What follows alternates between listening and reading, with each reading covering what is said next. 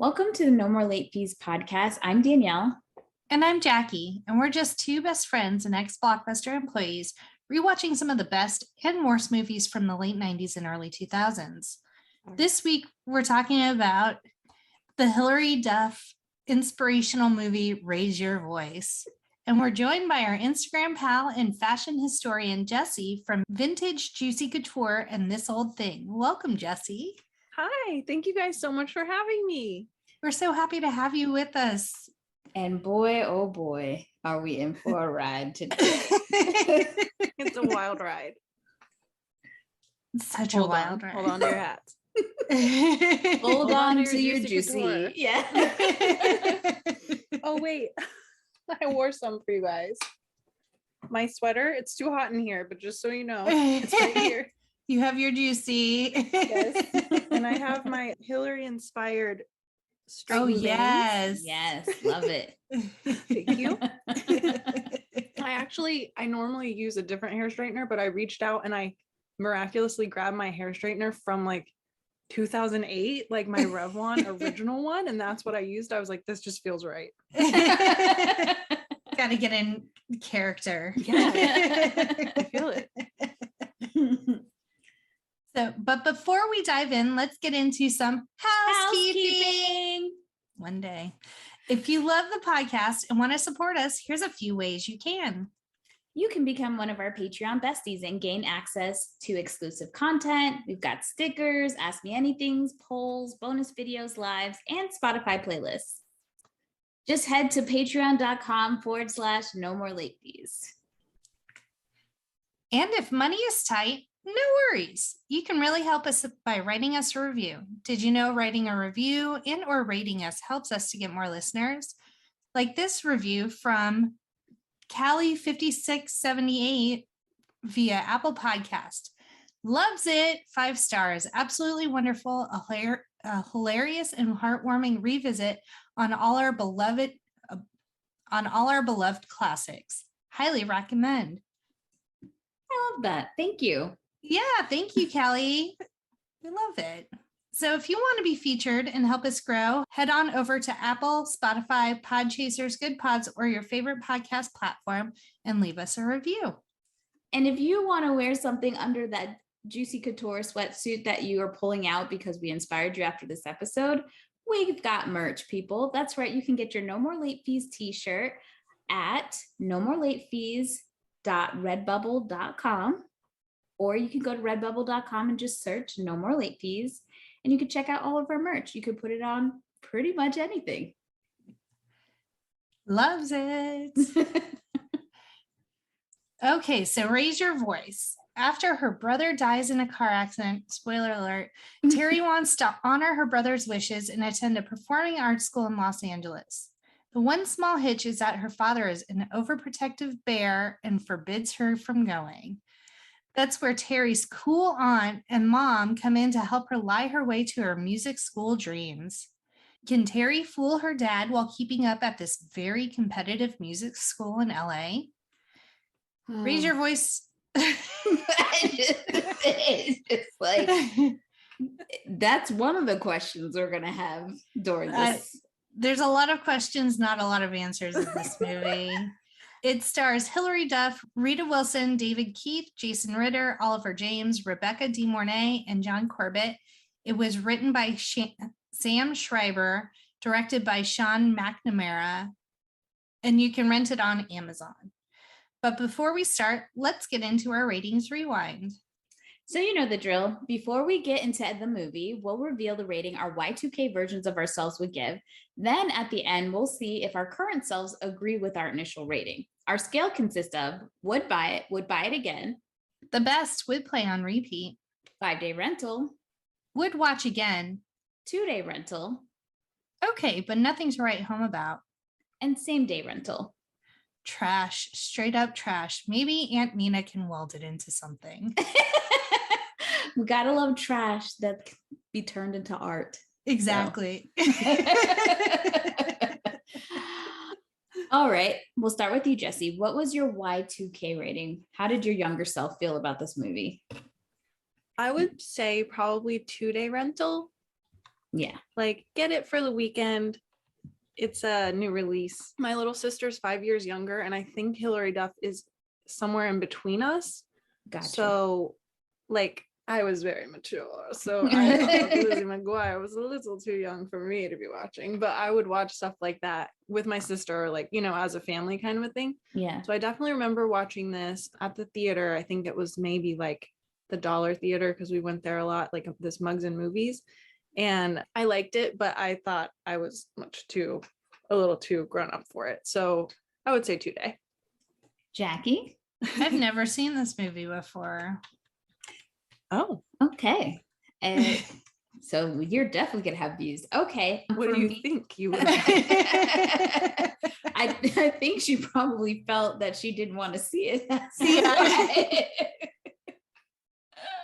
She and her jean goes. Yeah. Too good for Raise Your Voice. For me, it was definitely a same day rental, because I promise you, and it's not a memory thing this time, I don't remember not much from this movie. And then when I watched the movie, the things I did remember, it was more of a feeling of like, oh, now I remember why I never watched this again. So fair. All right. We want to know your Y2K ratings too. So hit us up at No More Late Fees on social and let us know where it ranks for you. Let's get into these box office numbers. So the movie had a budget of $15 million and it made about $14.8 million worldwide. On Rotten Tomatoes, yeah, it barely made its money back. Come on, point 2. On Rotten Tomatoes, Raise Your Voice has an approval rating of 15% based on 84 reviews. I feel like it's probably changed a little bit. It probably has more reviews, but I'm sure the average is still pretty low. The consensus calls the film a bland, formulaic tween version of Fame. That's accurate. I was getting I Want to Be Fame vibes very much so while watching this. So according to the little research that I did, it was initially supposed to be like a Christian movie. And that's what I felt watching it. Yes, thank you. I did not get that when I was back in Y2K. Like, and I felt like very easily all the songs she's saying could be more Christian. Yeah. Or like could have God inserted into them very easily. And I was actually interested in if any of them ever did go on to Christian radio. Yeah.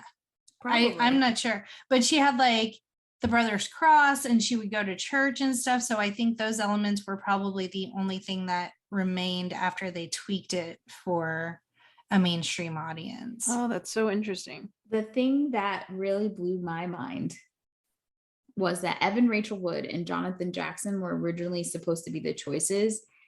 And I kind of feel like that would have elevated this movie a million times over. I don't know if it would have gotten that much better, but I think it would have been a few degrees higher. Would Jonathan Jackson have been Jason Ritter's role, or would he have been Terri and Jay? A British friend. Okay. Well, then I'm fine with that. Although the brother and Jonathan Jackson would have been very similar, I feel. Like Jason Ritter kind of gives, to me, the same vibes of Jonathan Jackson around. I guess. I just don't see it. There too. Yeah, I definitely felt like there were parts where this could have been a much more serious movie. Mm-hmm. And those were the parts I didn't remember so much. Like the dad is giving like 5,000% the whole time. Yeah. He's about to like tear down the wall. Yeah, he was hulking out a lot. He was emotionally and probably physically abusive to that family. Yes, that was dark. Yeah. The way he yoked up the brother Paul, the way he yoked him up, I thought it was gonna straight take his face and put it in the grill. I'm just saying. We'll get there. I was like, I'm scared from the first second that he enters the screen. I was like, I really didn't remember that. But like Hilary, sorry. No, go ahead. The way that she would say things, like if it were Evan Rachel Wood or someone else, I think that it could have been a different movie, because like there's one part where she says to the dad, she's like, and we're all afraid of you. And it's like, if someone else said that, it might have actually had meaning, like, wow, yeah, this dad has been abusing like his whole family. Yeah. But the way that she says it, it's just like, why? I feel like at this point, Hilary Duff wasn't 100% in her acting bag yet. I think she's gotten progressively better. You know, she was just, I think the appeal of her as an actress was that she was so relatable. I think that's why people love Lizzie McGuire, because it felt like she was an everyday middle school kid, you know? And I feel like her being on Lizzie McGuire for so long, like it was very formulaic. So she got very comfortable acting in one particular style. Right. And to go and have to translate that to a new character was probably a difficult transition. And so this was kind of one of those transitional movies where it's like she didn't quite nail it. Like she had moments, like it wasn't terrible acting, but it could have been so much more. Yeah. I think Mandy That's Moore so did a million times better doing that transition. I think when I first saw A Walk to Remember, I was like, this corny, y'all. But eventually I could see, like, she wasn't horrible. That movie also can read as a Christian movie as well, I think. But I think Mandy Moore did a better job at that transitioning from I mean, Hilary wasn't just a pop star. She was an actress first, but this movie gave me, I'm a pop star trying to be an actress vibes. Yeah. But not doing any of it well. Yeah. I want to talk about the beginning scene. Okay, go ahead. Tell me. So the beginning scene is pretty much this choir practice happening at school or Glee club, whatever you want to call it. Well, and prior to that, we get the quote from Beethoven that makes no goddamn sense. It says, music is a higher revelation than all wisdom and philosophy. Wow. What now? That's beautiful. Makes no sense in the context of the movie. Probably still left in from when it was supposed to be a Christian. No, they did not land Psalms, blah, blah, blah. Oh, that's true. Yeah. Oh, maybe they were like, we need a different quote to start the movie. This one says music in it. Yeah. I think they should have just gone with it and made it a Christian movie. I would have understood the movie 100 times better. Yeah. And it would have made all the pieces come together. When I read that fact, I was like, oh, why didn't y'all do that? Yeah. Would they have had that budget? And like use like Hollywood stars with it? I think there's been a few Christian movies where they've had pretty big budgets and they would have done well. I think it would have done well. It probably would have done better if it was marketed as a Christian movie. Yeah. Yeah. But sorry, Danielle. No, thanks we needed that tip because I totally forgot about that. So I'm watching this scene and they are in choir practice and you see Hilary just having the time of her goddamn life. Yes, she is feeling, and again, this would have made more sense if this was a Christian movie because she was feeling the Lord. And Jeremiah was a wolf. Totally inappropriate for a high school choir. Yeah, where's the separation of state at this school? Or any of these schools. But for me, it was giving me very much Mr. Schuster and Glee. Yes. Oh my God, yes. It was very much giving me Glee. I said, that's so accurate. So if y'all are Glee fans and you've never seen this movie, I would go watch that beginning scene. If you know, you know. Yeah, my first note was opens and I'm cringing. Immediately. And she was the only one. So there was another blonde girl in the far back, but she was kind of like a dirty blonde. Yes, but Hilary was the only one that was like bright. Yes, blonde hair, like a light was shining. I'm sure she had her own light. Yeah. I feel like I did not like this blonde on her, and it was very noticeable to me that it was a very different blonde than what in some of the other things that she was like a Cinderella story. It washed her out quite a bit. I felt like It was kind of wiggy. She looks sick. Yeah. She looks Yeah. sick. I was like, are we having a walk to remember? I don't remember a bitch dying in this one. Well, not her. Yeah, like in both of your photos, like look at her. Yeah, it's Very pale. It's giving me very touched by an angel, you know? Yes. Maybe there's extensions. It's very Lego hair, like it's just on there. Yeah. And I feel like that actually doesn't help her act either, because it's just like, wear this hair. It's never up. It's never once never up. Oh, you're Like, She has this hair so she can just do something. She has one scene where it's clipped back in like one of the mini claw clips, but that's even just like the very 2000s crown is clipped back.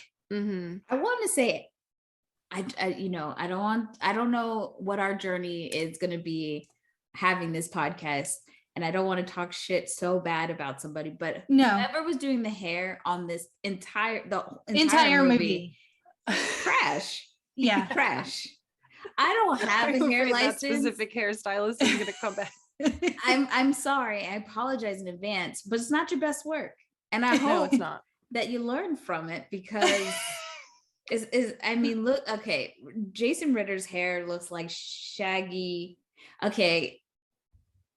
Just I don't even know what to say. It's like it's pre-Justin Bieber, like it's not long enough to be the Justin Bieber. This one? Yeah, Jason Ritter. It's just homeboy needs a haircut. Like it's curling around the back. Like you just need to cut his eyeballs out of it at least. Like do something.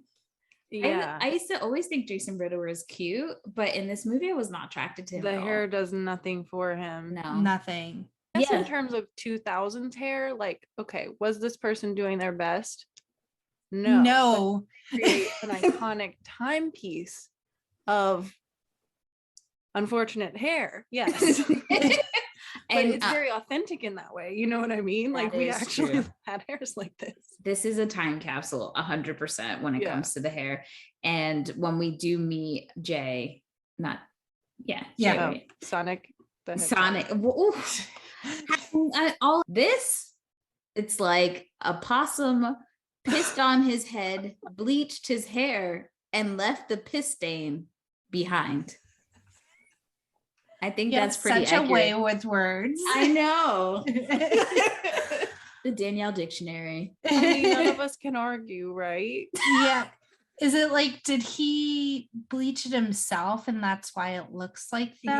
Yeah, he bleached it at the school, you know. Maybe that's what the whole point of this movie is, that they were trying to give realistic portrayals of these, the kids doing it themselves. Maybe Terri was trying to be bleach blonde. She did that from the box. She cutting her own bangs at home. Right. And maybe for her brother, he was trying to rebel against his dad, so the growing out the hair was a thing, I'm trying hard to give backstories here. That's why the dad was so angry. That's some pretext. It was that damn hair. I mean, if he grew up in the 60s, I could imagine like it was such a rebellious thing back then for them to grow out their hair. Yeah. So we do get a little bit of exposition where the teacher said he sent in his recommendation. And then now we're in the hallway and Matthew is giving her the concert tickets he secured and she pays him for it. So, and she's very kind to him, even though he's kind of goofy and silly and very obviously has like a crush on her. And her friend kind of makes fun of her for it. And she's like, what? He's a nice kid. So we're already set up that Terri is just kind to everyone. And everyone likes her and she wants to be inclusive. So that's nice. Then we meet Paul, Jason Ritter, as Terri's older brother. He is a senior. They're throwing him a senior party, which consists of Terri, their mom and dad, and Aunt Nina. And he's like, screw that. I'll show up when I show up. Hold down the fort for me. And then we realize that their dad is like, hella abusive. I would imagine you wouldn't want to bring your friends there either. Yeah. So now Paul shows up at his graduation backyard barbecue. Where was he? He went to Mailing go. the CD. He might have been, but he said he was hanging out with friends or he was saying goodbye to some of his friends. Yeah. But I think we figure out, like, later on, he tells Terri that he is not coming, he's not staying for the summer. So it does make sense that he's saying goodbye. Yeah. Okay. Yeah. Inconsiderate of their father. Yes. And acting like he doesn't know that this man has a short fuse. Right. So Terri is talking to her Aunt Nina about the Bristol Hillman Music Conservatory. It's that music school, y'all. That's what we're gonna be calling it. We will not say this name again because it's ridiculous. Well, so I read that devil music. It turned into Footloose. It is. He is okay. That is his backstory. He is from the town of Footloose. Yes. And Aunt Nina got out, but Dad is still stuck in those ways. Yeah. So we find out that Dad is adamantly against pretty much anyone leaving ever. When they were driving in the Jeep scene, you do see a sign after they're leaving school that it says Flagstaff. Oh, it's like one of the first times in a movie I actually get where the hell they are. Yeah. Essentially, Dad doesn't want her going anywhere to the big scary city where things could happen to her. He wants her under his roof where he can keep an eye on her. Oh, he's like a fire Patrick Swayze. Yes, Paul is going to ASU, which is in Tempe, which is 2.5 hours. Oh, okay. Long distance to be able to do his laundry on the weekend. So now we see later that night, Terri is making music in her bedroom. Her brother records everything. Okay. It's creepy. It is. And when he was... Are they in love? They're giving me very much Lannisters. I'm not... Yes. I'm not gonna... It's a beautiful love story. Yes. It is. It really is. And as he's shooting these things, it's like you can always see him like in the reflection of the mirror and stuff. And I'm like, these are really weird shots he's getting as a blossoming videographer, because Jackie's film school knowledge is like, why would you get your reflection in anything that you're trying to record about like someone else? So, but that comes back later on. It makes sense. And then this is where we see that the brother takes all of these like spontaneous clips of Terri singing and him recording her and stuff, compiles them and sends them out to the conservatory as her demo reel. None of it's good. No. So also, what that girl doing? She is barely singing in this video. I thought she was going out for a hairbrush commercial. Great. Yeah. And can we talk about, I call it the turtle shell move that Hilary Duff does continuously in this movie, where she goes, what the fuck, Hilary? Do you itch? Is your neck trying to, are you a turtle? Like, what is happening? There's something so cringy about her sexuality. Can I say that? Like, yeah, it makes me cringe because she is attractive, like, but yet she's trying not to be. Maybe she's not comfortable with it yet or something. And then the hair, it's this crazy like wig, and like, I don't know. It's like, I think it makes me cringe because it's like, I don't know, I'm cute, you know? And yeah, like, or like, I think adorable. that's cute and that's why I do it. Right. Yeah. I think that's, well, you know what it is? It's giving, there's a lot of it's giving this episode, but it's giving, I'm not a girl. Yeah. Not yet a woman. That's what it's giving. But Brittany did it way better in Crossroads. Yes, 100%. It's the innocence. That's what it is. Mm-hmm. They're trying to make her seem so innocent and pure. Yes, it's like, just let her be. Like, she doesn't have, it's not like we're saying go be a hoe bag or anything like that, but this is weird. Yeah, and especially that, like, the way she's dancing, like, for her brother or whatever in the bathroom, like, that was way more like, sexual than flirty. Anything. Yes. I wouldn't be surprised if they were dating during this movie. I know. I was gonna say that. I was like, the chemistry actually was better than between Sonic Her the and Jay. Hedgehog. Yeah. Yeah. Oh, so it was Sonic that pissed on his hair. Oh, Yes, it maybe. was. It's a hedgehog hair. Okay. Tails flew him up there and dropped him.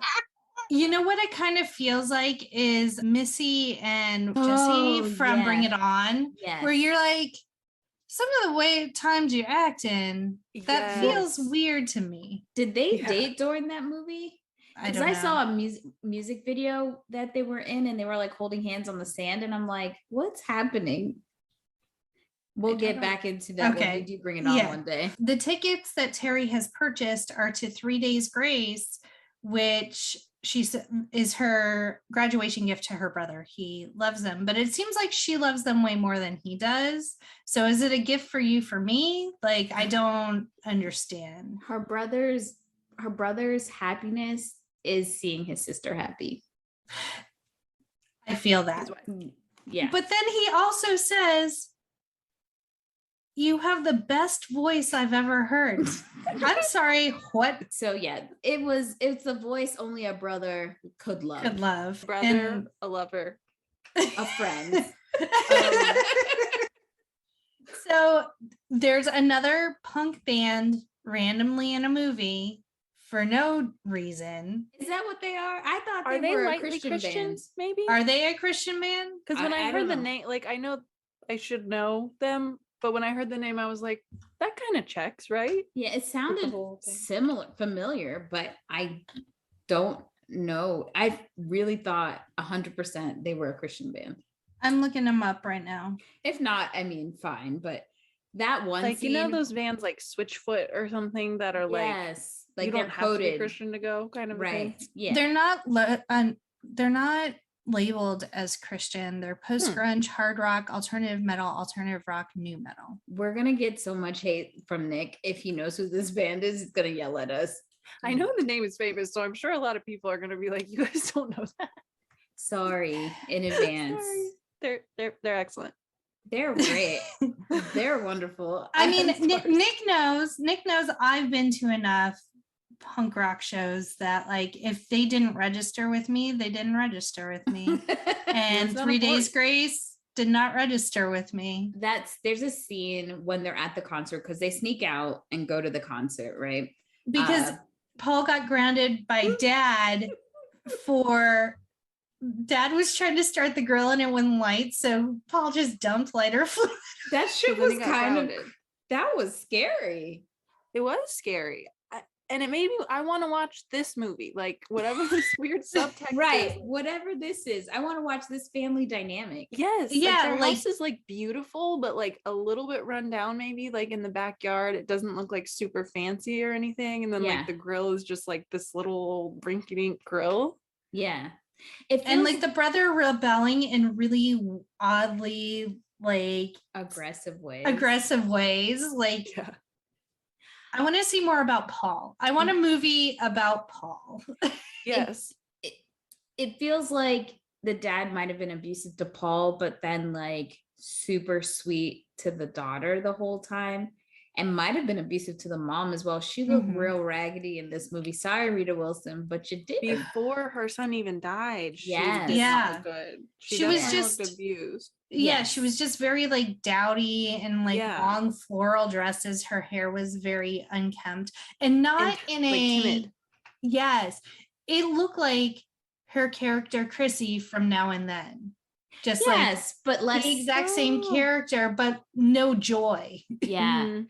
and we Then she okay. met and- someone from the Footloose town and it all went Exactly. And we do apologize. We're not making light in any way of abusive relationships No. at all. It's just you have like if you haven't seen this movie, It feels that way, and to like not acknowledge that it feels that Yeah. way or has those like undertones would be doing a disservice to the characters in the movie, I think. Yeah. Yeah. And it's the most tone that there is aside from like jam session. right. Like that is the most feeling that you notice because the dad is he's acting so hard and he's like giving Yeah. so much And so it's just like, It's whoa, off-putting. like what's happening? Yeah. And I feel like and I'm not a film buff from this perspective, but I feel like the coloring when they're filming it at home is a little bit like yellow, but brown undertones, like a little bit darker. But when they get to LA, it's a little bit brighter. Clean. Yeah, which is weird because it's LA, but yeah, it's more gritty at home and then like more polished when they get to LA. Yeah, which is interesting because the director that was originally supposed to be the director for this movie is James Heyman. And like a lot of people were set to be in this original film, and then it got all switched out when they got a new director and everything like that. So just thought, I wonder what it was. I really want to see this other version of the movie. Yes. So at the concert, did they know the other gentleman that like helped Paul raise her up on her on their shoulders? So Paul, being the great brother that he is, even though they're damn near front row center, there's no one there. There's like maybe 20 people watching this concert. Right. And also she's not 6 years old. Right. Yes. So her brother decides he's going to put her on his shoulder. So at first, when you see this shot, you think that she's on his shoulder, but then you kind of, I remember tilting my head and I was like, now I know this fool can't just pick her up on one shoulder, right? But then there's another dude. And so she's just on their shoulders for no reason. And like then one cheek on each shoulder, and they're like holding a leg. Right. And then the lead singer decides, okay, baby girl, I'm gonna reach towards you. And they're like reaching towards each other. And I'm like, you're already on top of these men. Why are you moving around? Leaning forward. Difficult? It was a power line situation without it being a power line situation. A lot less graceful than the power line situation. Yes. Oh, after they reach for one another, now she's just crowd surfing in the sea of 20 people. Oh. And then now they're on their way home. She's still singing the songs. He's looking at her lovingly. And he doesn't see. Right. Right. And he doesn't see semi hit them. Like it wasn't just another car. Those headlights were high and bright. Yeah. And the next hit his side or her side? Yes, his side. Okay. Because she looks over to him, she sees the headlights and she yells his name. And then the next scene is she's waking up in a hospital. I don't mean to laugh at this, but the way that Daddy was just unhinged when the poor doctor, so like she has 0 bruises on her face. All that we know is that she's in the hospital and she's got like, the wires in her nose, whatever. And then the doctor's like, I need to test her. And so he asked her a question, like what her birthday is. And Daddy's like, it's tomorrow. Like he's answering for her. And so like they're trying to see if she's concussed. Stop answering for her. He just wants to murder anyone. And now he's pissed that his son got killed. So now give me an excuse. So when the doctor's like, okay, we're gonna let Terri answer the next question. And so Terri asked Terri a question. Now she's been intubated. I think I said that right. Please don't come at me if I didn't. But anyone who knows, especially if when you've had that tube, like your throat's a little dry. The guy asked her a question. This man doesn't even let her get a chance to think about it before he is like, "What's wrong with my baby?" It's just ridiculous. And then the doctor says, "I need you to answer out loud." Like he thought that she was just like telepathically sending like what month it was. Like she's not stupid. She knows she has to say it out loud. Give her a glass of water. She became telepathic actually, and she told him my birthday's tomorrow, and then he was like, "You need to say it out loud." I think they thought they were fucking with Jean Grey. That's what they. She needs to go to Professor Xavier's for exceptional children. Be a mutant now. How hilarious would it have been if you just see the wheels come in after that Excuse me, we need to take your daughter now. We're going to a music conservatory. A very special school. I think this for movie's talented children. So much better. So much better that it's now Christian X-Men. Oh, please. Christian X-Men. Oh, I so feel like much that better. has actually already been made. Probably. The power of Christ compels you. The doctor is examining her and doing like the flashlighty thing in her eyes, which most doctors do to like see if you have a concussion.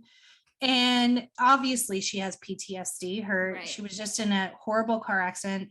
I don't think she knows her brother has died yet. Yeah. But the flashlight triggers her. And so she freaks out. And then the dad screams at the doctor and tells him to leave her alone. Like, yeah, she does know that her brother's dead because her mom is with her when she wakes up. So, and when she asks for where Paul is, her mom just shakes her head no and just starts crying hysterically. That's right. It would have been interesting if like the family was kind of more chill before the accident. Mhm. It would have explained the dad being very overprotective after the accident. That's a great point. Like, we didn't need a whole nother storyline to explain why dad was so hype about protecting everyone. Yeah. It literally makes no sense. Like, I'm sorry to keep obsessing about it, but I'm just like, did he think of that? Did the director like tell him, like, can you actually bring a little more violence in writing?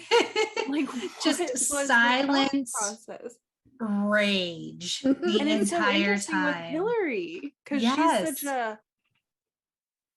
she doesn't seem like she can ever be in a situation like that. Like, she just has this, like, anything would just go off of her like water off a duck's back kind of a thing. Yeah. And so then when he's like raging and she's like, we're all afraid of you, it's like, are they in the same movie?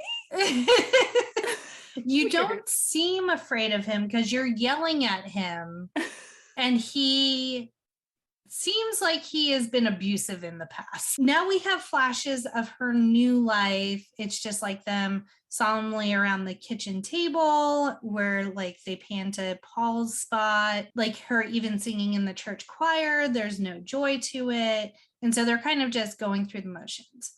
This whole movie, all I could think about was when they're like, you have no joy in singing anymore. You need to do this. You need to do that. You should go to the music thing. Number one, she was in a traumatic event. Right. Number two, her brother just died like 2 months prior. Right.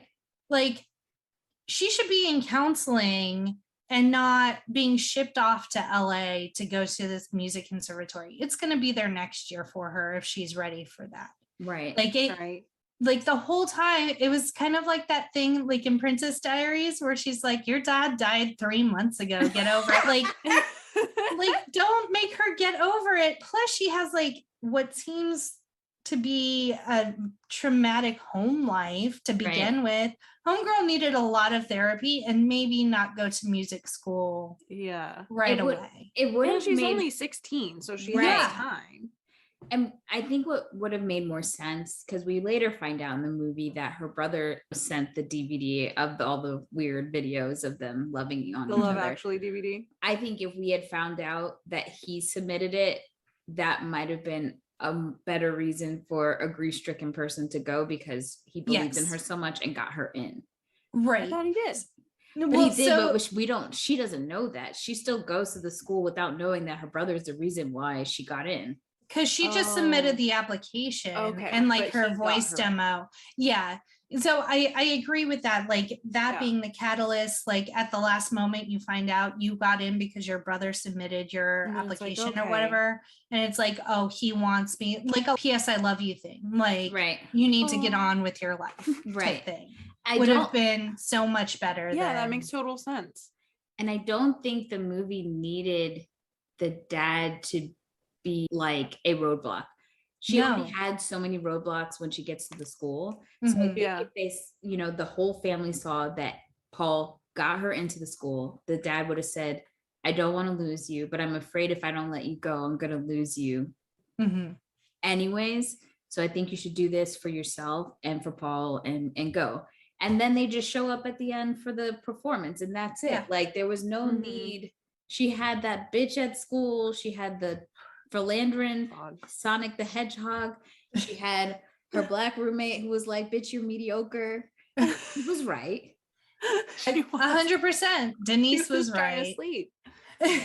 So yeah, mom finds the acceptance letter in the trash and she's like, what is this? Why did you throw it away? And so then they come up with this convoluted plan because dad won't let her go, that she's going to go stay with Aunt Nina for the month of August in Palm Desert. And How far is Palm Desert from Flagstaff? Oh, LA. from LA. Okay. I know how far it is from Flagstaff because I Googled that. Yeah. Hold So on. Jesse, as we're going through this, have we seen any juicy up to this point? We're actually coming up to my first juicy sighting. Okay, which is So yeah, as soon as she gets home, well, I guess so it goes through that sort of montage of like their new life. And then when it comes to the scene of when the aunt is telling her about, I think they're coming up with the plan, like they're outside by the picnic table. So it starts out they're in the house with the family and then the two of them go outside. She's wearing a full set of brown hoodie and it's like a velvety dark brown hoodie and pants, which is really cute. And I love that they let her wear like the full set because I feel like that wouldn't have gone with her character in like a lot of situations, but this was kind of like she's lounging at home and stuff. Yeah. So it was cute because a lot of times, like in Mean Girls and stuff, it's used as like the pink full set and like she's the bitch or whatever. But this was just very cute and like loungy, and she was even supposed to be kind of like depressed. So I kind of like that use of it. Jackie, did you find out how far it is? Yeah, it's about 3 hours. Okay. Pretty far. When we get to that scene, the math ain't mathing with that 100% about her getting on that train to go to LA. And it does. The math does math. It's because fine. Flagstaff to Palm Desert is 6 hours. But we don't know how far of a head start daddy got. This is true, but you have a 3 hour window. Yeah. Okay. So now dad hands her a wad of cash to go to Aunt Nina's. Oh, God. Aunt Nina lives. I don't know how much she gets for those sculptures or if she has a sugar daddy on the side, but she's house is, oh, that's right. So she must have gotten the house in the divorce because that house is gorgeous. She has this she's a self-supported artist. She has a huge shop.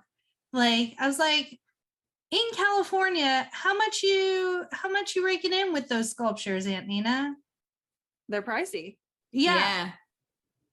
She's selling to the Selling Sunset houses out there. She's like, yes. Oh, you need a sculpture? So yeah, I love her rich boho vibes. Yes, yeah. I love it. And she tells Terri the story of why dad is such a hard ass. And he and his best friend both got scholarships to go play football in LA.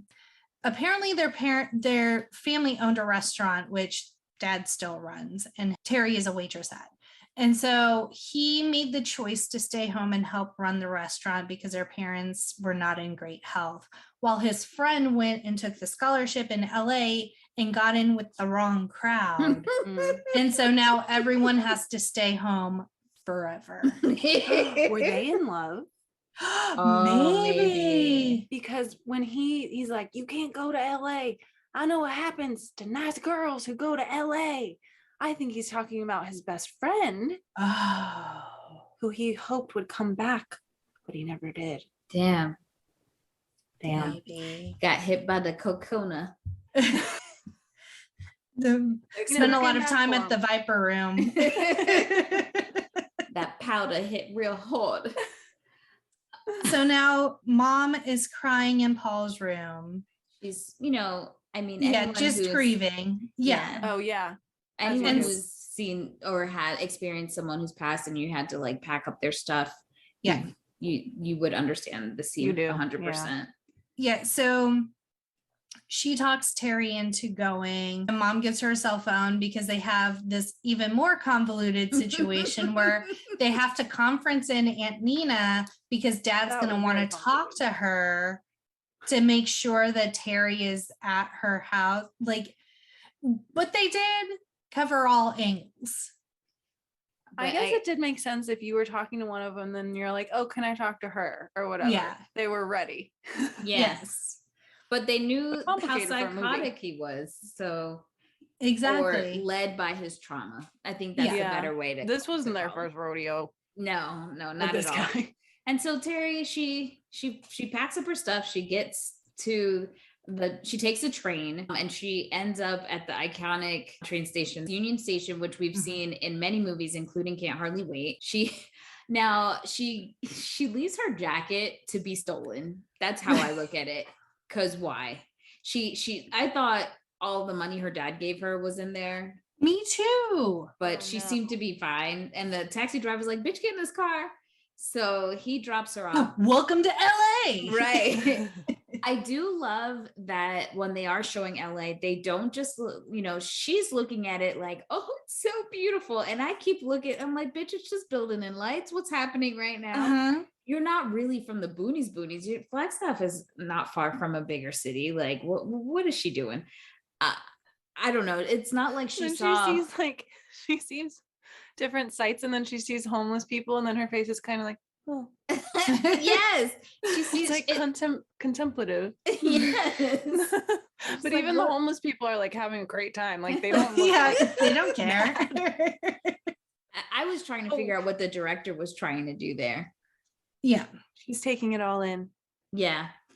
And then one thing I have to say, when the dad gave her the money and she left, just before we get to the big city, did it look to anyone else like the dad just fully kissed her on the lips? I didn't notice that he didn't. Like it is her cheek, but the way that the angle was, I have no idea why they shot it from that angle. Like I rewinded it 2 times because I was like, what? That was so weird. Yikes. And then Hilary looks at the mom like, sorry, mom.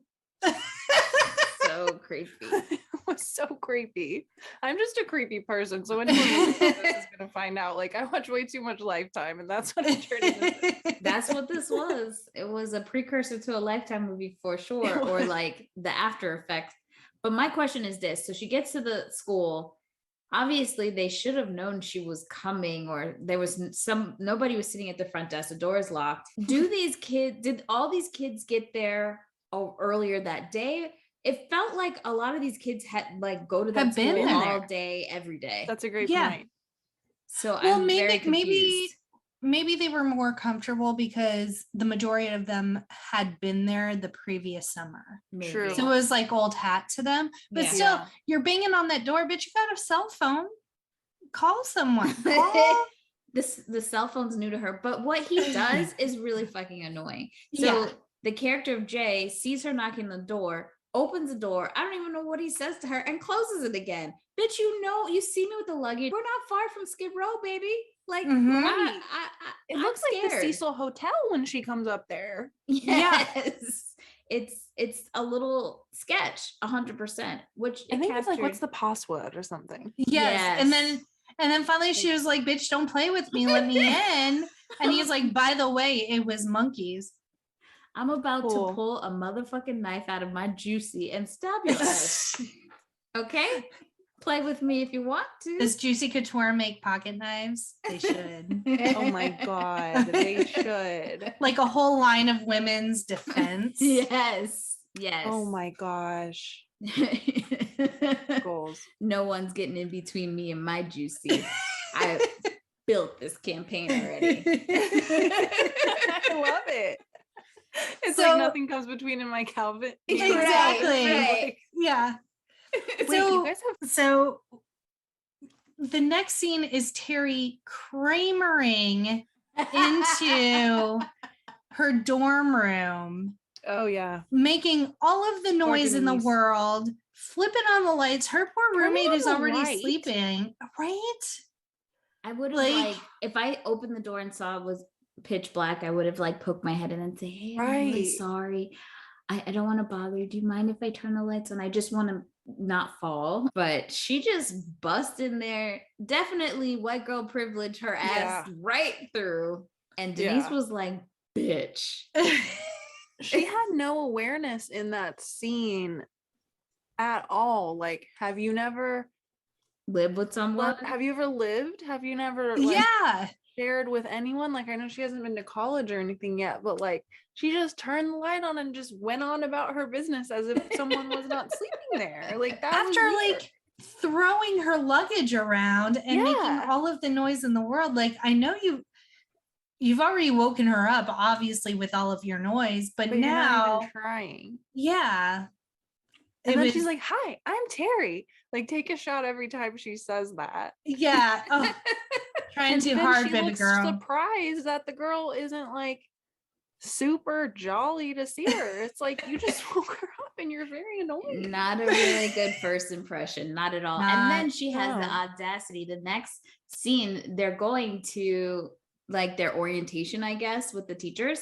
Mm-hmm. And she goes and sits next to the girl. And I'm sure Denise was like this. So yeah, she wasn't feeling Terri. She was a little annoyed with her, but also she was very focused and driven as to why she was there. Absolutely. Because there's a scholarship. And here comes Uncle Phil. The only part of the movie that was like watchable for me. I wrote Uncle Phil. Yeah. James Avery could not save this movie. No, but he was not in this movie enough either. Wasn't he a great actor of the stage in the past? Yes. I felt it more than seeing him as Uncle Phil, but I was like, I feel like he's ready to like he's projecting out on that stage. Yeah. I think he would have been way better as the main teacher than John Corbett. So James Avery is Mr. Gantry and he's introducing the program. But before he even gets there, these teachers, or we don't know they're teachers, we just see people playing now. Performing. They're playing instruments, yes. Oh, yeah. And I just want to bring up my very wealth of knowledge because I played the viola. Oh, back in middle school. I was like, when did you play a viola? But it was pre-Jackie. It was pre-Jackie. And I was second all county. So I got second chair. That did not mean I was great. The girl who was supposed to be second got sick. So I moved up. But anywho, I know how you hold a bow. And it's not what John Corbett was doing. I don't know what the fuck he was doing. It was bad. He was riffing. He was just like, okay, guys everybody who's listening, sorry if you can't see me, but the way that he wasn't holding the bow correctly, 1. 2, the way he was on the cello, he was just unhinged. That's not, even if you're unhinged playing quickly, he wasn't even touching the goddamn strings first and foremost. And then he had the audacity to drop the cello on the floor. Anybody who's ever played, you don't do that. When you have a string instrument, first of all, you learn how to respect your instrument very early on. That's like the first thing that you do. And they're very expensive instruments. Yes. And some of them are old. Like, you do not do that. That was the most disrespectful thing I've seen in a long time. It broke my heart. I was like, this is ridiculous. I completely agree. It was like, oh, he's the bad boy of cello. He's wearing Ross's leather pants. Oh my God. And I don't care what his name is. In all of my notes, I just wrote Aiden. He had like this shaggy hair that was always in his eyes, except for the last scene when he actually had it in a ponytail. I was like, what is this aesthetic we're going for, Aiden? Because I'm not digging it. There's something so cringy about him also. And I really don't like whenever he like talks to kids, because I feel like he's always acting like whoever he talks to like wants to have sex with him. Yes. So maybe he's just putting off that energy or something. And so then when he's talking to kids, I'm just like, what is this? There's like exposition later because like Terri gets a solo and Robin, her nemesis, is Oh pissed my about God. it. And Rightly she's like, so. well, I guess you're the favorite this year. I was his favorite last year. I was like, She was. that There's a lot of feels coding. Yeah. uncomfortable. Yes. And I'm Yeah. like, That did So- feel uncomfortable. the whole movie, I was kind of waiting for like, is this teacher gonna turn out to be a Creep. Chester pedophile? Yeah, Yeah. like She it wore, felt that way. yes, she wore, the girl, her nemesis, wore a shirt that said Daddy's Girl on Daddy's it. girl. Gross. That was uncomfortable. I want to look up this director now because You got questions? I got a lot of questions about this movie. So we meet the teachers on the stage doing their thing. They are the experts. And I don't understand the breakdown of this music school either, because the teachers seem to play instruments, but also can sing, supposedly, or they know how to teach you how to sing. Fine. But the way that the kids, their specialties didn't make sense either. So are you telling me all these kids can play instruments, sing, write music, all of this stuff? Like it didn't seem like everyone was on the same path. Like in Fame, when you watch the original and even the newer version, the kids are broken up by different specialties. Like you have the dancers, you have the singers, you have the people who play instruments. So I just thought it was weird, especially the kid who plays Kiwi, who he's doing more electric art. Almost like DJ, Right. like, yeah. Mhm. He's recording sounds and making music out of it, which is a little bit more outside of the traditional box, but he's in the choir class with them as well. So that didn't make any sense to me. Mhm. And I agree. Like there should have been like, here's like the group that are the musicians, here's the group that are the singers. Like it didn't, their talents were so vast. How do you just pick one for a scholarship at the end? Like that felt very cumbersome to me. Can we talk about Chili showing up? Because I called him Chili the whole time, even though his name in this movie is Kiwi, but he played Chili on the OC. So that's how I refer to him. He is the one that wants to be a DJ. He's recording sounds all the time. And does he purposely trip Terri just to get her scream? I think so. Okay, that part also was gross. Yes. And he gets the scream recorded. She does a little cute little scream. The Hilary Duff scream. Hilary. And then he gets the recording, he like plays it back to himself, and then he's like, oh. When he hears it, I'm like, he too is a little unhinged because he has the crush on Kat Dennings' character and Sloane. And it just, when we get to that part, okay, it's weird. It's weird. It's not giving consent. This is Kat Dennings' first role. She fucking nailed it. Yeah. She does. Like out of all of the acting in this movie, from veterans like Rita Wilson and Rebecca De Mornay, I was so enraptured in Kat Dennings, and she looked gorgeous. Stunning. And I'm just like, I just want to see you more. And I wanted her to be my background, but there are very few solo images of her. Yeah. Well, and just very few of Raise Your Voice in general on the internet. Yeah. And so I could not find a good one, but I love her. I adore her anyway. And but tell me this is not the precursor to her character a little bit in House Bunny. Yes, and lots of characters that she does. Yeah. Yes. That's why I love whenever I see her, because I'm like, oh yeah, it's that girl that like that's just her. Like I think that I'm just seeing her in different movies. Yeah, I wrote her in my notes of like what I remembered from when I watched it. Like I am obsessed with the Phantom of the Opera, and she's very much giving Phantom of the Opera just angry, like on just anger playing the piano the whole time. Yeah, the whole time. And like you said, she does so great, and like she doesn't really even have that many lines, and she doesn't really even get introduced officially like to us for surprisingly kind of a lot of the movie. Yeah, but she's so good and she's so stunning. She looks like She reminds me of like a young Angelina Jolie when she like looks up and she's like so mad and she's like And so this is the first time we see her, and hi, my name is Terri approaches her, is like, can I sit here? And like Sloane doesn't say anything to her. She just looks at her. So Terri sits down and Sloane gets up and walks away. Like, I thought she said, yeah, but then left. That's what I Well, thought maybe. that was even more hilarious. yeah. Sloane, Terry's not doing well at school with making friends. She's pissed off her roommate. Then there's the bad girl in school who Robin, who believes that her and Jay are meant to be because they were a fling last summer.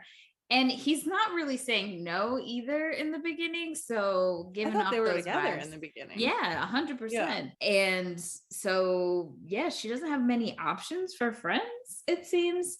She does love to go to the roof of the school by herself.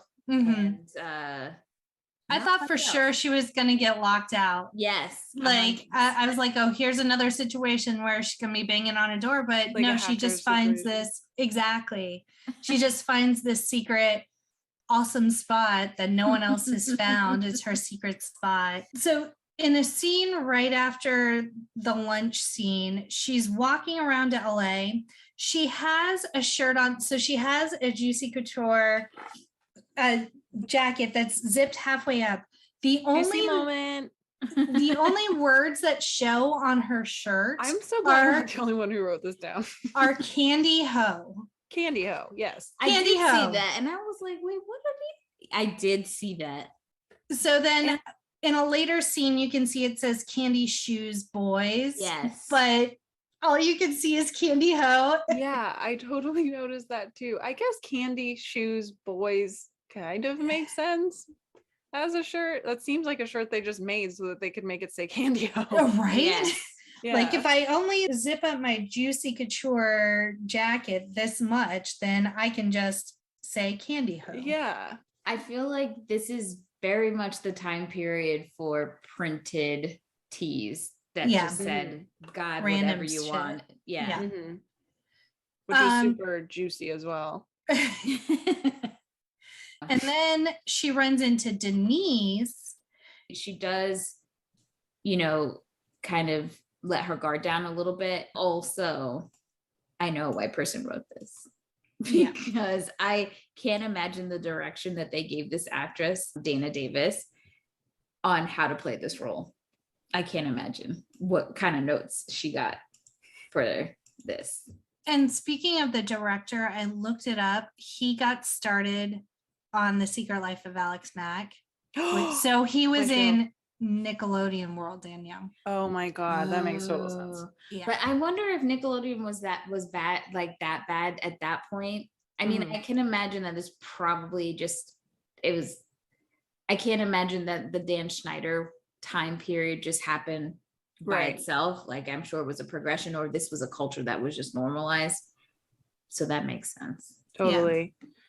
So Terri catches up with Denise. They have that exchange. And then Denise is like, come with me. Let me show you something. She goes to Union Station and she is essentially a street performer to earn extra money because she really needs the scholarship. Her mom owns, it sounds like a boutique, some sort of store, and really doesn't earn enough money for Denise to be able to go to music school after high school. And so she's really focused on the scholarship money. And so to practice, she goes to Union Station, and as a street performer, she earns some money, and then she gets to practice in a setting with, as she puts it, really good acoustics. And so, and you can see like Denise is far superior in her musicality than anyone we have met thus far. Yes. Yeah. I have to say this. Besides maybe Kat Dennings' character, this movie is the height of just pure white mediocrity. Yes. Not one single person is extremely talented. And I think this is why the movie Fame and even that school that it was based on did so well. It's, you know, in the heart of New York, very diverse, and it is just raw, pure talent. I don't know what the fuck this was. This was summer camp, and we happened to teach. I kept thinking if we had just put Jessica Simpson in this movie, Yes, it would have been amazing. Yes, like that would have been cool. Yeah, because like she could actually sing and belt out these numbers and show that she has talent that warrants her being there. I love Hilary Duff, and I always thought when her songs came out back in that time, she had a different tone in her voice that that differentiated her.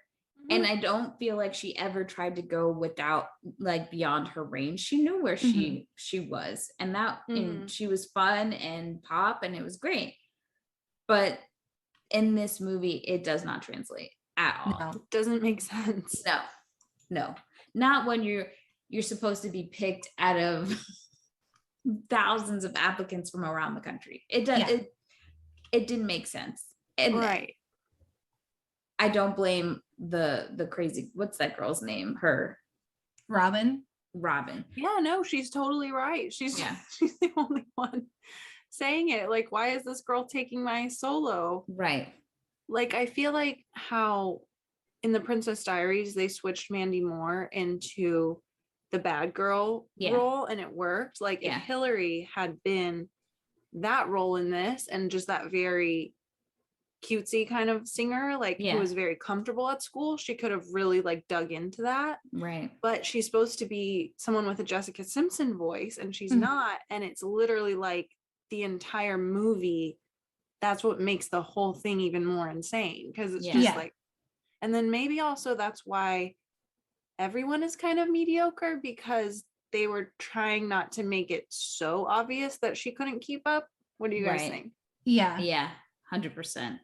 Yeah, I think unfortunately she is the weakest link in the movie from a musical standpoint. And then at some point when she does have these solos and she starts to get a little bit good or catch her stride, it seems heavily auto-tuned, or she's very much lip singing and doesn't really even sound like her voice.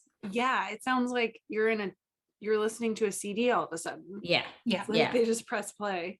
Yeah, they do that quite a bit in the movie with other people too. So, but Denise, I believe that she was playing that violin. Yeah. And they have so many jam sessions. That's like one of the like memorable things for me, like from back in the day. Like this whole movie is just jam sessions. And the amount of alternative kids that are at this school, I was like, on one hand, like I appreciate showing like everyone who has a lot of musicality, because a lot of times alternative kids don't get portrayed appropriately in movies like this. But also it was like everyone in the background had like an insane mohawk or like hot pink hair. And like you didn't have to go so over the top with it. Yeah. I think again it's coding for diversity. If you go back and look, and I'm going to bring up Fame again, if you go and look at Fame and how raw, gritty, real, and a great time capsule for that time period.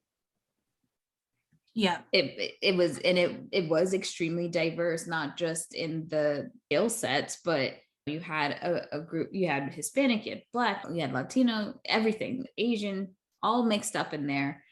And you did not have that. So I think it's kind of like when I joke that when we try to have diversity, they did that here. Wait, what was it? They do different hair colors, you said? So I always joke that diversity in white movies is having, especially if you have 3 female leads, one has to have black hair, one has to have blonde hair, one has red hair.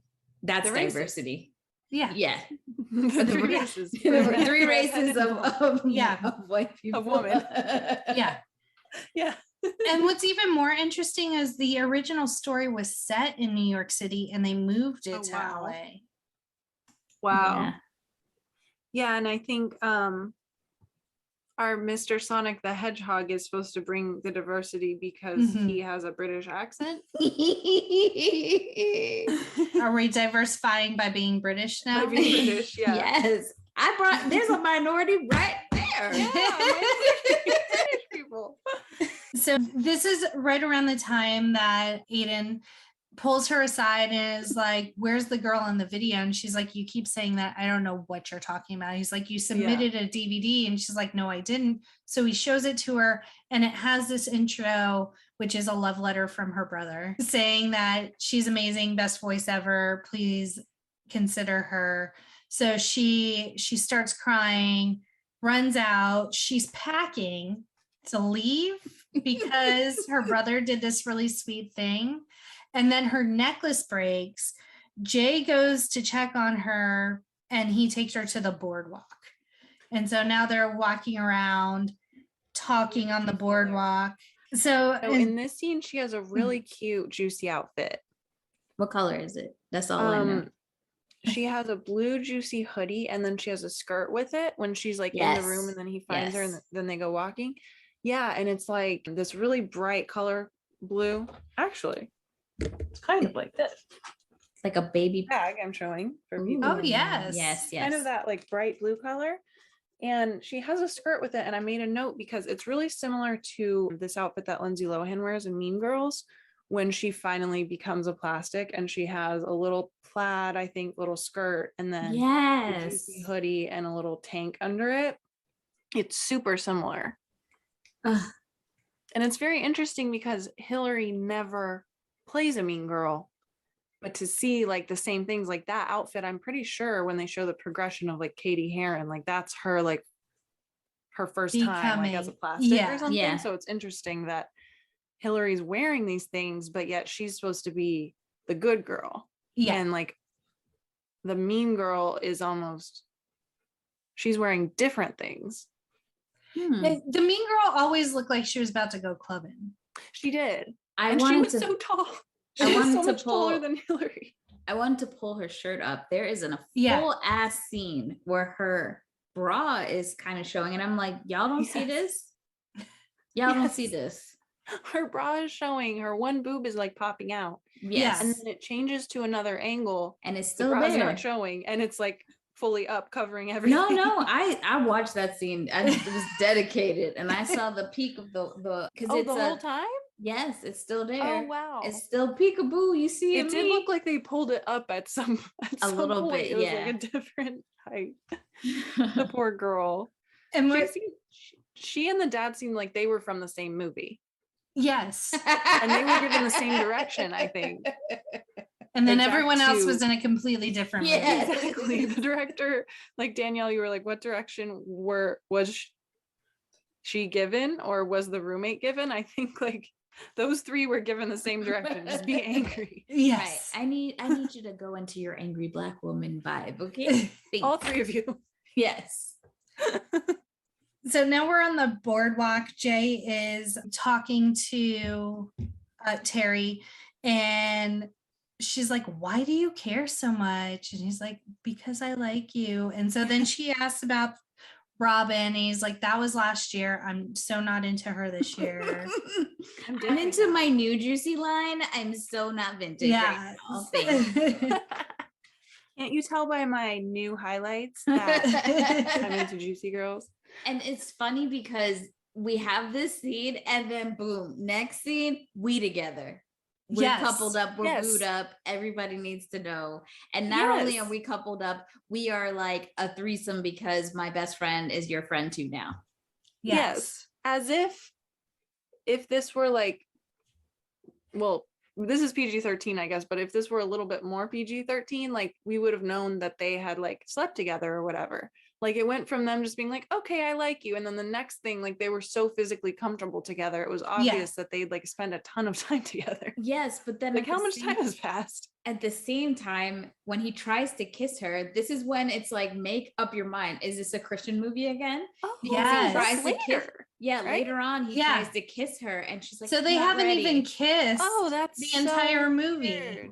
That's so bizarre. But yeah, we're going through a montage where he's trying to write his recital, she's trying to write hers. They decide to do it together because she can write lyrics and he can write music. Of course, they've been making out that whole time. Yeah, right. Right. It's and then they're all sitting at lunch. They see Kat Dennings. Chili from the OC is like still pining after her. Yeah. So Terri goes over and like introduces herself. And so she finally finds out her name is Sloan. And they decide to go on a couple's date together.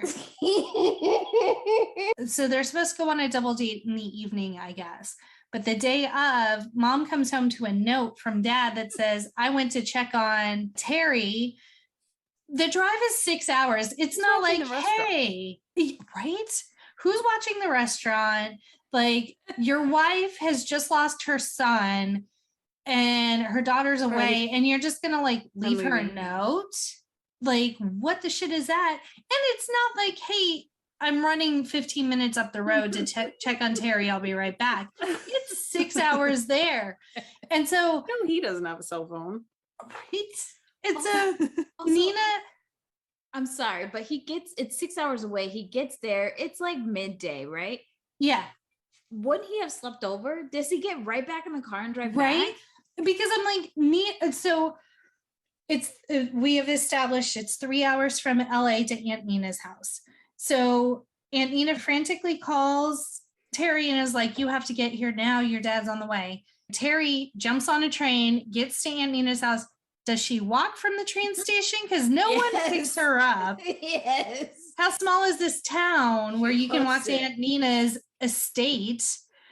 And she gets there right in time. Dad's just arrived. Aunt Nina doesn't know what to do. And then here comes Terri like, hey, Dad. But then like, does Dad just like, okay, I see you. Have a good day, and leaves? Because Terry's back in LA for her date that afternoon. The timeline does not make sense. Yeah. I said the math wasn't mathing. Well, I mean, like for her to get to Aunt Nina's house after finding out Dad's on his way, that kind of could make sense. But the rest of it makes no goddamn sense. I thought when she asked her boy, because she saw him with this really cool car, Yes. I thought he was driving her. Yeah, I thought he Yeah. was just going to drive her to Aunt Nina's house. So where did he drive her? The bus station or the Yeah. train station? Yeah. that's- Which Oh. it seems like in the past, they've just walked there.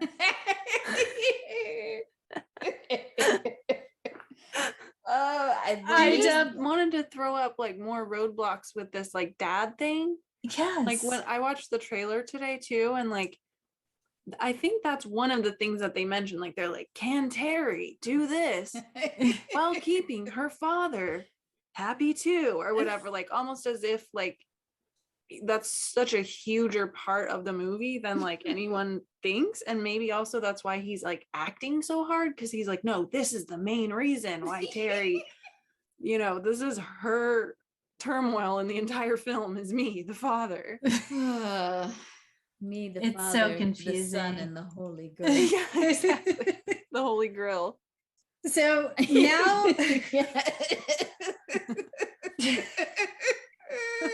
It just clicked. It just clicked. so good. So now they are on their double date.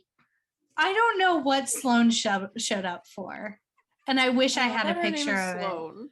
Sloan, yeah. It so looks cool. like goth meets Victorian times. I know, she's so emo. I love her. And then the special date, like we're leaving where we're going up to Terri, who only knows two places in this fucking city, which is the Train station and the boardwalk. rooftop. Oh, okay. So she got three because she got the rooftop. three. So they end up at the train station where Denise is trying to perform and hijack and make some money. Danielle, the amount of eyebrow wiggles when you just did that was highly distracting. She doesn't go. It's not the train station. It looks like it almost looked like Lincoln Center a little bit. It's some like place outside a performing arts Arts building. place, yeah. Yeah. And so she's doing her thing. She's getting tips and stuff. Like she's rocking out. And then Here comes Terri with has her pitchy the ass voice. caucasity to fucking give her new sheet music. I'm like, oh, this is gonna be a bop. No. It's The Way You Do the Things You Do. And it's sung very poorly. Zero fucking soul. No soul. No soul. Why they couldn't have picked a white song? A Beach Boys song. Something. Right. Yeah. A Beatles song. But you gotta go deep dive into the I told you, Motown. Danielle, it's the caucasity for me. Right. And this is how it's you guys smile so bright. It's so bad. You could have been an angel. It's like her singing comes from her teeth. Yes.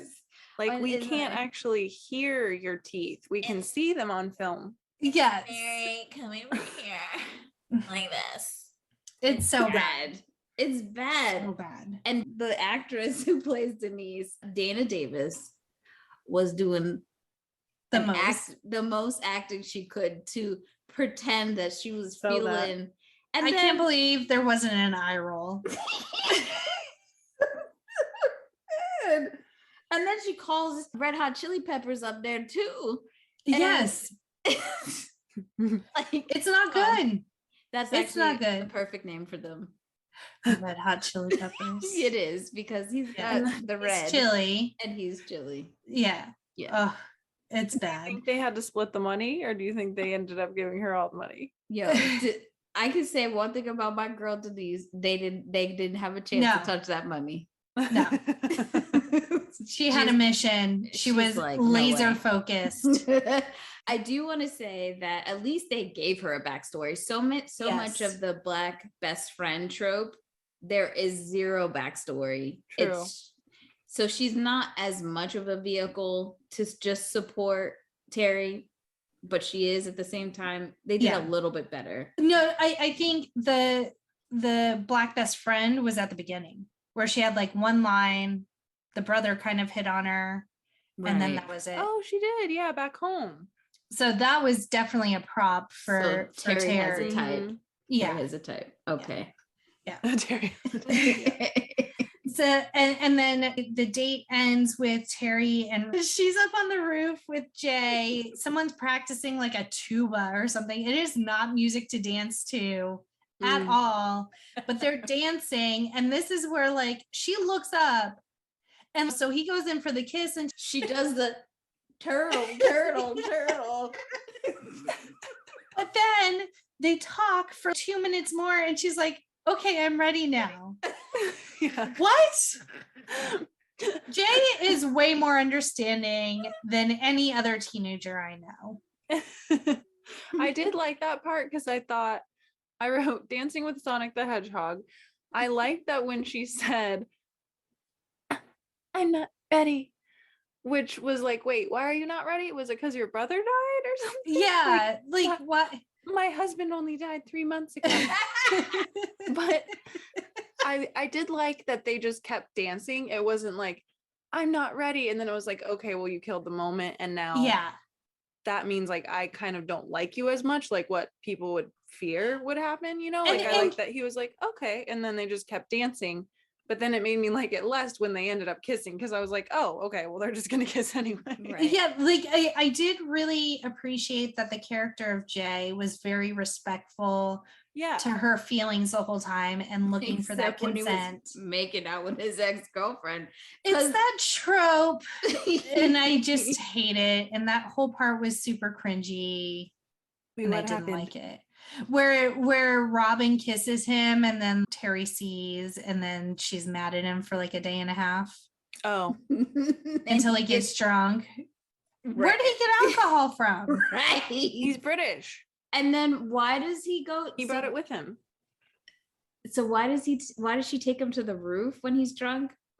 Because Yeah, he can't. because I think he would get kicked out if any of like the non-existent adults at Oh. this music school found him, and so she's kind of hiding him. Denise is a ride or die though, because even though she thinks it's super stupid, She does. he helps her homegirl out. She Aw. does, yeah. And I thought it was going to be like a full-on hangover scene where he woke up like wake and bake situation. You thought that too? No, I just thought, why are you taking a drunk person to the roof where they can fucking fall off? Well, you just read about that traumatic roof situation. Exactly. I'm like, oh my gosh, it's chilly all over again. But prior to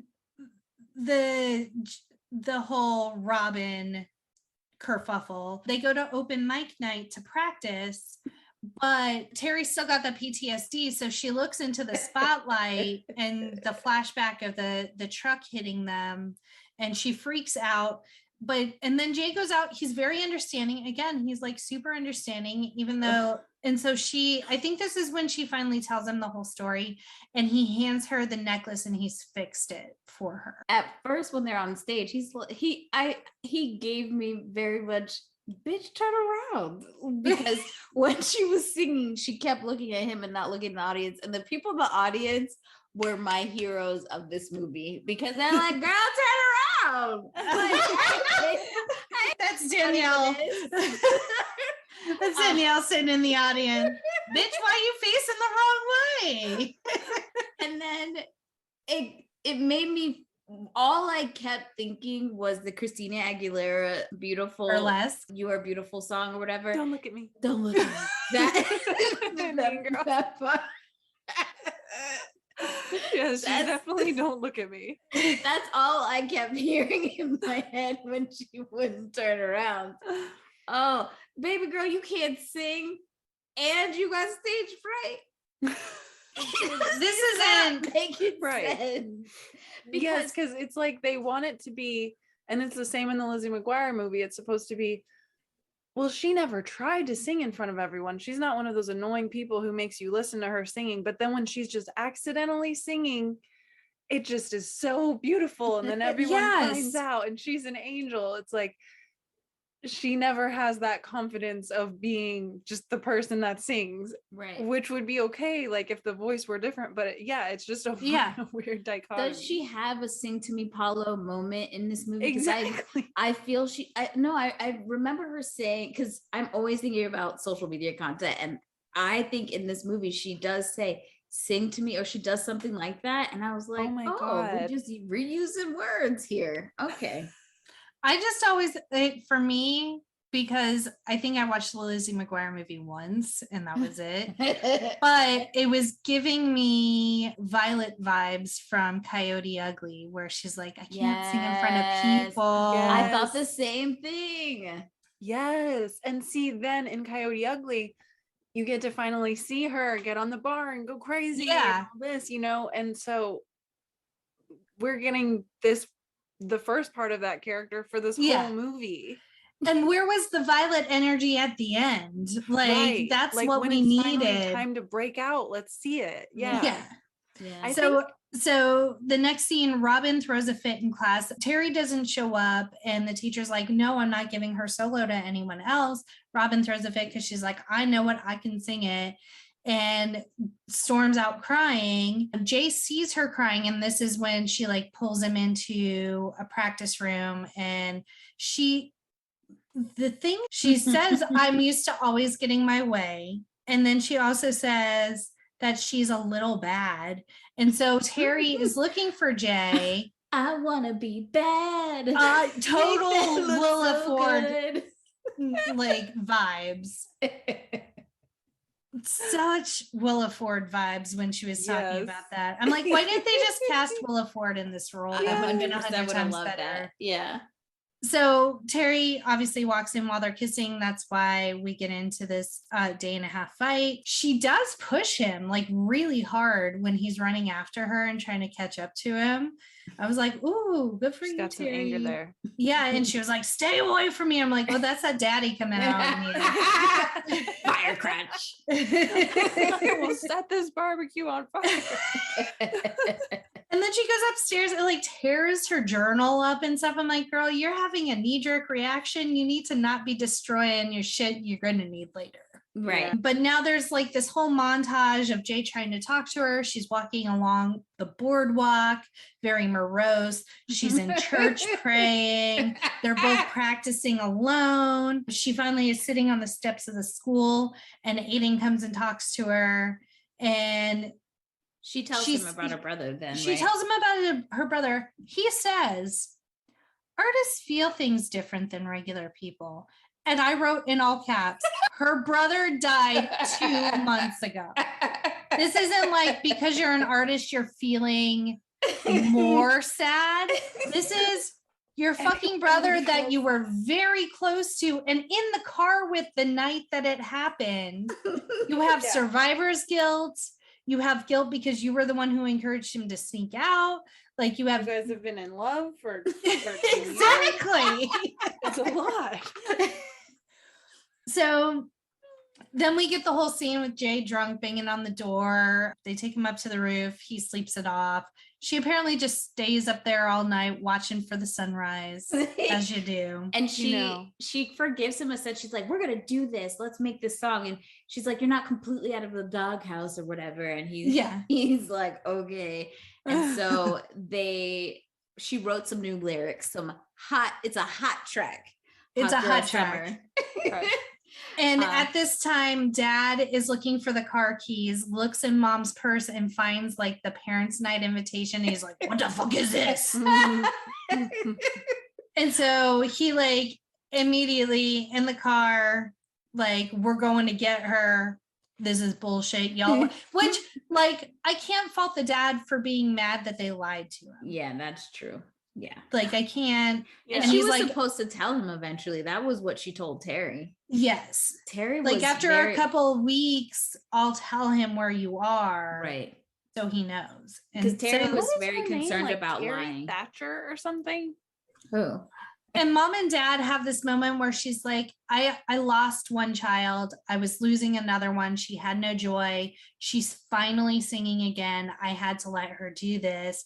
And Dad's like, how can I protect her if she's not here? It was given anime. Eat the cake, anime. Yes.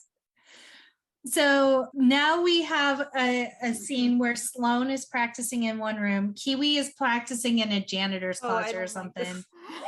And he's drumming so loud that Sloane has to go and tell him to shut the fuck up. But then he like attacks her face. Yeah, he kisses her very aggressively, but then he stands back. So I'm like, okay, like he shoot a shot, but then he was like, is this okay? So I'm like, okay. That was not consent. It was so fucking weird. I felt uncomfortable with that. But then she was like, go ahead. Before they kiss, just the look on his face is so weird. Like, yes, feral. When she walks into the room, like, I don't like it. Like his whole goal was, I'm gonna make enough noise to piss her off so that she comes and talks to me. Yeah. Yes. And then he's like titillated. Yes. Which I don't understand because they went on the full date, right? So they should be cooler than this by now. Like, what is this? Like they didn't know each other. Right. But then like Sloane's into it and reciprocates, and then they're just knocking all over all the extra instruments and bandstands and all that stuff. So bad. And then fast forward, we get to the big show. The big show. And so we're seeing all of the kids perform. Robin, again, lackluster. Even though she does sing better than Terri, her performance is just bleh.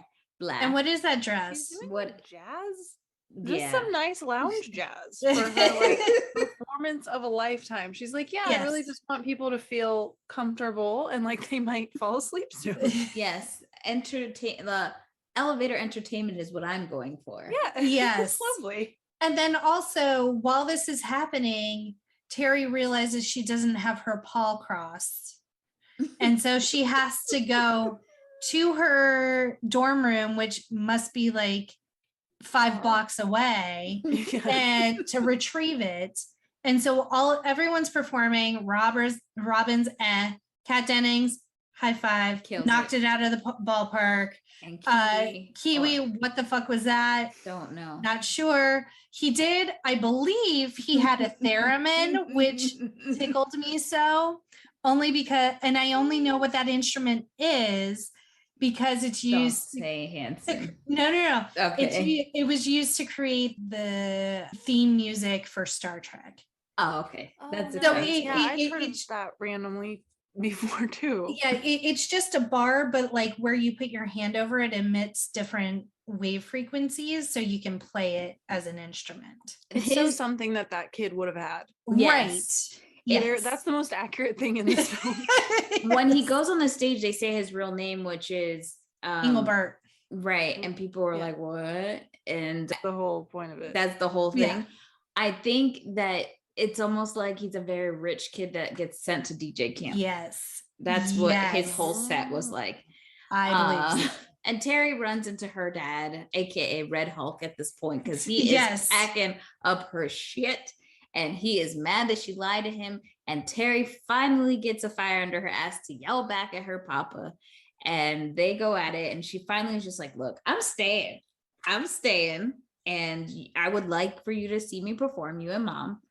And I guess the dad agrees. She gets back to the stage because Troy, I'm joking. I know it's not Troy. Jay goes up to Uncle Phil and says, "We got a problem.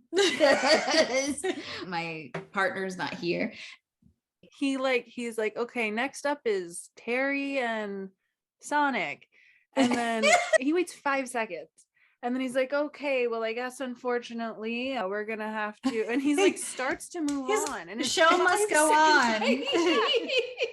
But she runs onto stage, and then she gives the best joyful noise Christian ending movie. When she didn't want to see that lackluster ass performance. No. He's like, And when not Terri. When she gets onto the stage, she sees the spotlight, and for a moment she chokes, but then she envisions the stagehand as Paul's face. Is that my lover in the distance? And she's able to give the performance of a lifetime ?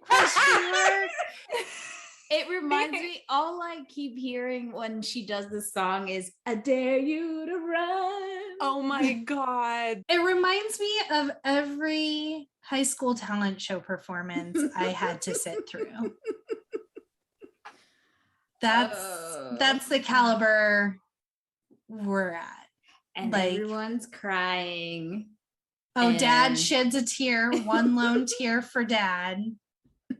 It's just very interesting because it's like, Danielle, you said it's like she's doing like pop star trying to be in a movie. Yeah. But at the same time, it's TV star trying to be a pop star. Yeah. Yes. In that way, like when she's doing the performance, because if a pop star were trying to be in a movie, that would be like her strong suit. Right. But it's like when she gets her chance, she's not comfortable with singing. She's not comfortable with dancing. Like she physically seems very uncomfortable, like on stage and stuff. And so it's just like, it feels like you're watching like a play about someone who can sing or something. And also because the track is so audibly different from what the movie was. So it really has that jarring thing of like, and now like there's a lip sync thing. It's very weird. And after the performance, she mouths thank you to Aiden, which was also weird. Like he gave you really no direction. He gave you a solo when he shouldn't have. That's all he did for you. Right. And why did he give that? Right. Because grooming. Sense. Yes. He because by next summer saying that he is giving grooming. Yeah. Like that's what disturbed me so much, even from the first moment that he did his little solo in the concert thing. In real life, like now at the age that I am, I can look at that and see like just going to that one introductory thing for the students, I would be like, that dude is a creep. I don't like that. Like I don't like that he's trying to be a star to all these kids, like when he's older, and then he's like the cool teacher, and everyone else is like old and stuffy, and he's very like rock and roll. Like just from seeing that, I'm like, no, I don't want my kid being around him. Yeah, not great. And what I don't get is him and the other teacher pounded out like they did some awesome job. You saw that? Yeah. The angry Russian teacher. Yeah. Oh yeah. Like, we did this, boy. We did this. And then so they perform the mediocrity of a lifetime. Right. And then they run off stage and kiss because yay. And Uncle Phil has the audacity to say, this year's talent is better than most. Say what? Uncle Phil? I'm sorry. Did your eyeballs and earballs like experience the same thing I did? Because no, ma'am. He was getting that check. You want me to read these words? No problem. And then I wrote, Denise wins. Thank God. Because I was like, if they pull some sort of these kids, her song was so heartfelt because it was a love letter to her brother and they need to win. Like I was ready to throw shit at the TV. I was more invested about who was going to win this shit. I saw the movie, but I couldn't remember who won. I was more invested in who was going to win in this than I was in the original time I saw Bring It On. I was like, I was ready to throw hands. Yep. What we gonna do? Who winning this? Who winning this? It better be Denise. You better say Denise. Is it Denise? Is that Denise? Should I fast forward so you can say Denise? Oh, it's Denise. Okay, I'm cool. Okay. That was the progression. I kind of like that we know that Hilary is not going to win. Like from the time Denise is like, I need to win this, we're like, okay, you are winning this. Yeah. And it's not about hoping that Hilary might win it. Like that's kind of like, I'm not hitching my wagon to that hot mess express. to that wig. No. And I like that Denise won on her own. Like it wasn't white savior comes in and helps her to win. It was like she won because she was the best. She worked her ass off and she deserved to win. Yes. Like the Clovers. Right. 100%. And then there was a very lovely garden tea party on the lawn for the parents. Like, what was that? So while the garden party's going on, Dad gives her a compliment for the first time in her life and tells her she was great, and then pulls her aside privately to tell her that he was wrong and he's very hard-headed. You think, sir? You think? Go back to Footloose. And it was probably the proudest moment of his life. And he wished Paul could have seen it, which the only sentiment I believe is I wish Paul could have seen it. Yeah. Paul did see it. He was in the rafters. Did you miss it? Right. She saw him. Did you not see Paul? Man in the spotlight. And Jesus. And then after that, all the kids decide we're gonna jam session this bitch out. And I think that's the fourth jam session. At least. Possibly fifth. I want a whole movie about Sloan. I know. Yes. Me too. And it's called Nick and Nora's Infinite Playlist. I love Nick and Nora so much. I may watch that tonight to get this movie out of my brain. Yeah. I need a Kat Denning palette cleanser. Yeah. After like, this I movie. hate how they made her make out with him because I felt like she was such a like just a great like goth emo character in general, but also like a great like potentially queer character. And she's just like over there angry, like practicing. And I'm like, oh, they have to make it okay that she's like goth because she makes out with this boy. So like now it's fine. And then also like it felt like they kind of shoehorned in that like makeout scene to make the movie like a little bit hotter because it's like, well, Hilary's not going to do that scene. So we're going to show that other kids like make out. But like if you're a real Christian main character, you just like peck on the lips, but you don't have this fun of a scene. But it's like they threw it to like spice up Hilary without her actually having to like do it. And that is Raise Your Voice. We did it, y'all. More like raise my motherfucking patience. I am so proud of myself. Wow. Also, there's one bit of trivia that I did miss, which was that when it was supposed to be a Christian music project, that they were thinking of Kirk Franklin as the music teacher.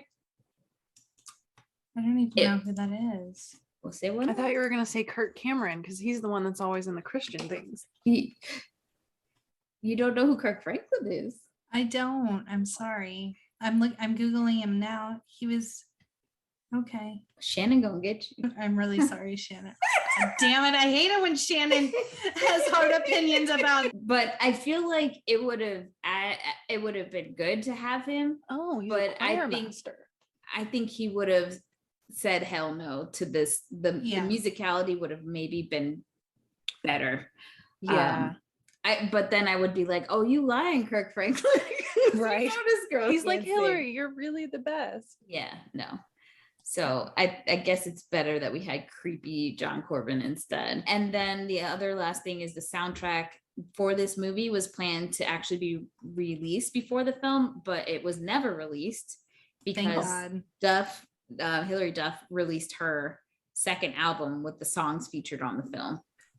Oh, smart choice. I have one more juicy sighting that I missed. Oh yeah, sorry. Yes, inserting in there. Sorry. So I think there's 4 juicy outfits total, but I might have missed one. When she goes to finally see Kat Dennings the first time that they really meet. Yeah. She's wearing a peach terry cloth hoodie. That's really cute. And it's different because it's not like your classic velour hoodie. And it has like weird little ties, like maybe at the bottom and like on the wrists and stuff. And that's with, I forget what bottom that was with. Is but that was when she was cute, wearing like the beach one? Was she wearing the striped shirt with that, or is that separate? You know, that the one that she's wearing on the cover, which is like a peach and pink striped. Oh yeah, that might be it actually. Oh, okay. Yeah, and on the cover. Oh, cool. I'm gonna take pictures of all of them and post them and stuff. So I think that was the last one. Awesome. Oh, and one other thing. I looked up who the costume designer was. Her name is Aggie Gerard Rogers. Mm-hmm. And she has done so many movies, you guys. Like it was actually shocking when I looked at her IMDb. Like she's just done literally everything. She was nominated for The Color Purple for an Oscar. Oh, wow. Wow. But she, I guess, didn't win, but she was nominated. Is she Black? No. Okay, well, I'm less excited. No, let me stop. She seems white. She's been working for like since the 70s, so she's definitely older at this point, but she's still working. Yeah, she did Rent, Holes, Mr. Holland's Opus. Now that is a good music teacher movie. That is. Yes. So much better. John Corbett needs to study. He needed to sit down and watch that movie. Even the one with Meryl Streep and Gloria Stefan where NSYNC sings Music of My Heart. Music of My Heart. Yes. Even that one's better. Yes. I could go on. She did Beetlejuice, Star Wars, The Return of the Jedi. Very interesting. Oh, that's so cool. And no other movies that were like this, like a 2005 like timepiece where you would use Juicy. Like I think she might not have ever even used it again. It's very interesting. You should definitely do a TikTok on her. Yeah, you're right. I just happened to scroll through the critic reviews and Marjorie Baumgarten from the Austin Chronicle said, "This ain't fame. It will not live forever."